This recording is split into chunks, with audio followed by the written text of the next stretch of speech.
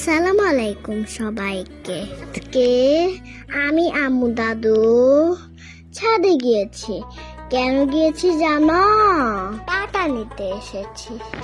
দাদু লাগানো বেশ কয়েকটি ডাটা বার হয়েছিল, সেগুলো আজকে নিতে এসেছি দুপুরে রান্না করার জন্য। সেই সাথে কিছু শাকও নিয়েছি। শাকগুলা ভাজি করবে আর ডাটাগুলা রান্না করবে। আম্মু কেটে নিচ্ছে বটি দিয়ে। ডাটাগুলা তাজা হওয়াতে খুব সুন্দরভাবে আঁশগুলা উঠে এসেছে। এই যে ডাটা কাটা শেষ, এখন ধুয়ে নিচ্ছে। একটি ব্লেন্ডার জারে পেঁয়াজ, কাঁচামরিচ, রসুন ও সরিষা দিয়ে দিবে, একটু লেবু রস দিয়ে দিবে। এখন ব্লেন্ড করে নেবে। পুরোপুরি ব্লেন্ড না হইলেও চলবে। একটি প্যানে সরিষার তেল দিতে হবে।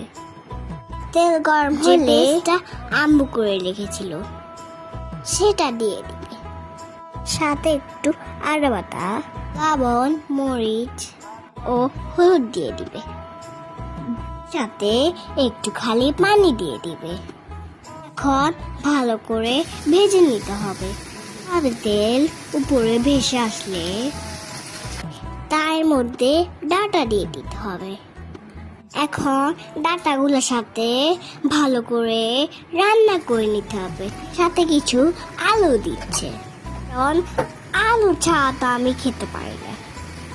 সবাই খাবে ডাটা, আমি খাবো আলু।